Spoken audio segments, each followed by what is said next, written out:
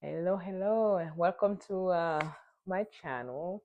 For those of you who are new here, my name is Michelle Sidwan, and I started this channel because I wanted to share about life in general. I spend a lot of time on myself, and there's all sorts of thoughts in my head. I like to write, and it seems like writing, I can't get that fast enough, so I decided to be recording these videos in general and be sharing about life, hopefully a little bit of love in them, single parenthood, traveling, work as a psychiatric nurse practitioner, and just kind of life in general. Hopefully it will help a person or two. And then, yeah, maybe ideally grow a community. So today's date for recording, and I've been wanting to do this forever. So here we go. Today, I wanted to talk about a conversation that I was having earlier today with a family member. He's in his 30s, and we're talking just kind of about life in general. So I asked him the question, how come at my age, a woman in her upper 30s, how come at my age is that I tend to find men who are, let's say, less financially stable. And it's been my story throughout my whole dating life, which I think in a part contributed to the reason why I've never been married. Um, it seems as an immigrant, I moved here fairly young. I finished my high school here, went to nursing school, worked for a few years, went to grad school, got my master's, and I've been working as a nurse practitioner for a little bit as a psychiatric nurse practitioner. And I like it. I'm not rich by any means, but I have a comfortable life. I I mean I have a home, I'm raising a child, I'm able to afford a trip either within the state or international, at least one or two a year. And I'm able to help my community, help my family, the people who need me every now and then have a little bit to save and invest. So I'm okay. I'm okay, right? But it seems that I've always been able to stumble across men who have either just gotten to the States and they're still kind of working their way into figuring out what they want to do, at least in school and trying to finish up school, and a lot of the time they don't have papers. They're still trying to go through that process, and I don't know what it is, but those are the kind of people that I seem to be attracting. I don't know if it's my curse. I don't know if it's just God being like, hey, stop being superior. I don't know. I honestly don't even know. Is it even being superior? Is it uh, just our struggle here in the US? I mean, I don't know if other parts of the world face the same struggles as far as people having papers and being able to live in the country legally. But it always been something that I've wanted, somebody who is more established, somebody who has more than me, right? So that can take care of me. Not above that, or at least we can add some monetary value to each other's life. But it seems like in the situations where I've been, I seem to be the person who maybe does a little bit financially better. Which, yes, I understand it's not everything, right? Life is a lot more. Love and relationships are a lot more than that.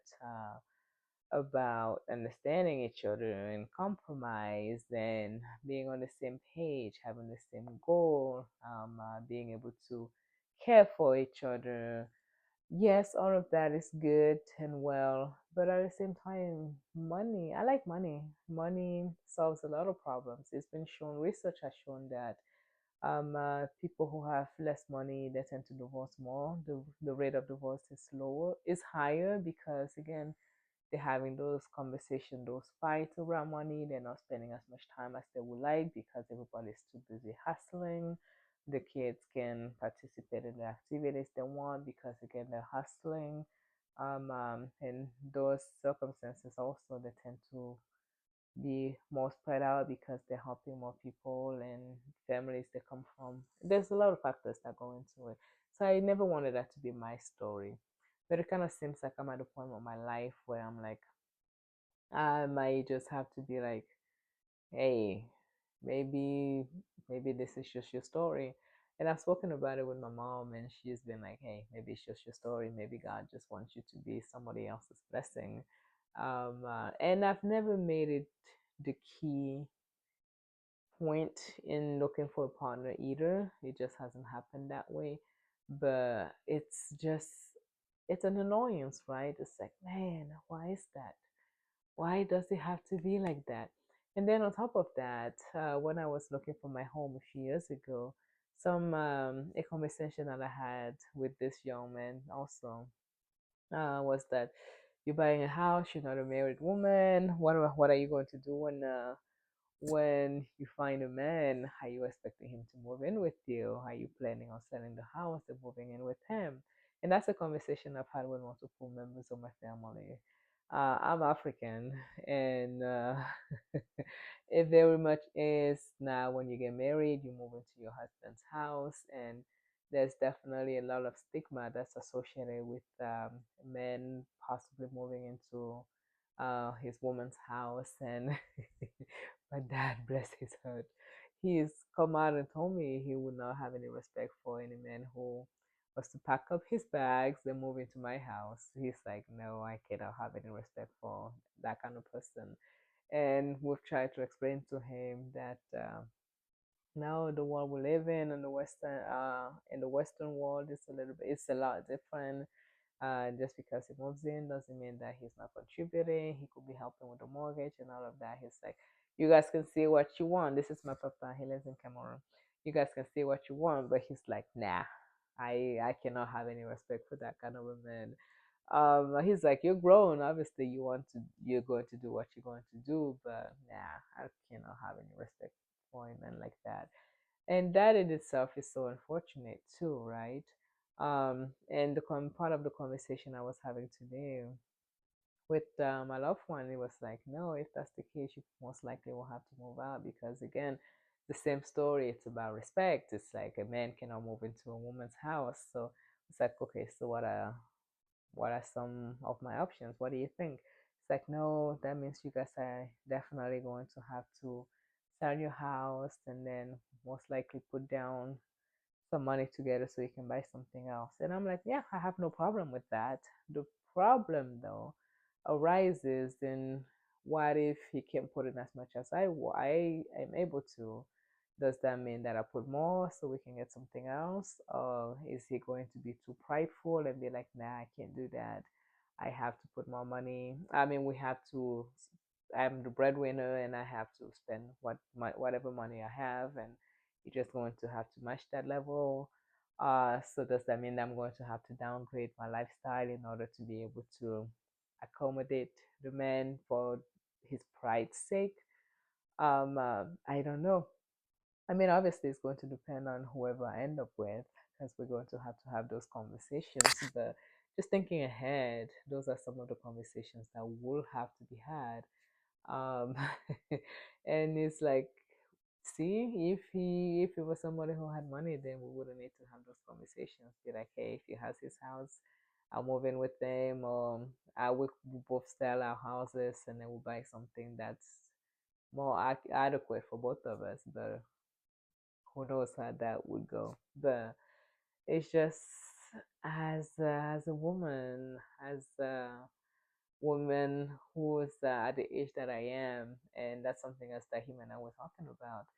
Because the men who maybe make as much as I do or more, they want to be with younger women, most likely either that or they've been taken already, and whoever's left on the market is leftovers. Maybe they've been divorced a time or two already. It's just not the crop of the crop, right? There's going to be people jumping on here and be like, yeah, when you were younger, why didn't you do this and that, and a whole other thing, which, I mean, that's a whole other conversation. You guys don't know my story, and we can never judge somebody else's stories. Yes, I've made some mistakes throughout life. I can't claim to be perfect by any means, but also, not everybody's lucky enough to find a person at a younger age. And the reality is, not everybody's going to end up getting married.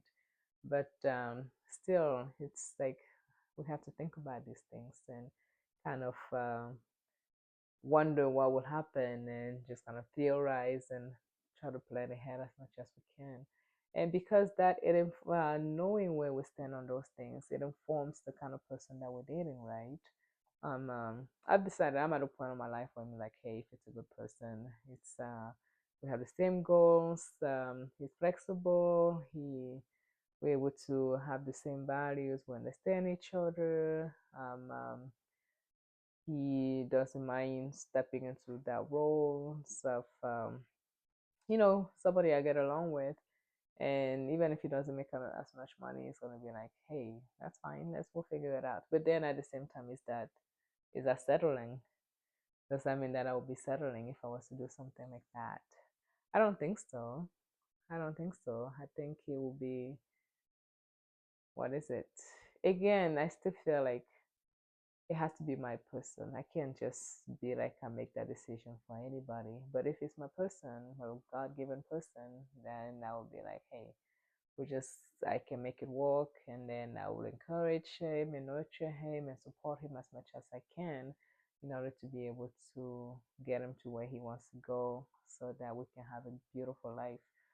But man, this whole love thing, it's and then when you spend some time on social media and listen to the podcast, the things that people have to say about all of it, the whole feminism and hyper masculine and toxic and all of this, it's the dating pool is messed up. And I have a number of friends who are around my age or older who are not married. Some of them have kids, some don't. Some of them want kids, some don't. So we've had a lot of conversations about all of this, and it's just there's so many stories, so many versions of the stories, and you think you know what you want, and then it's constantly changing, and you have to adjust. And yes, I understand having standards and having your non-negotiables, but on some of these things, you can't just be like, "This is it," and I'm not going to compromise on any of it, and I'm not going to settle. And then it's like settling. If it's about money and you're going with less money, is it really settling? If it's like, yeah, I'm never going to be with a married man, and then you stumble across somebody who's like, yeah, I'm married, but he's making that much money and blah blah blah, and then you end up with the person having a it's not a relationship really, an affair with the person, then it's like, is that more ideal than finding somebody else who maybe you guys can build together and actually have a cohesive future you can work on?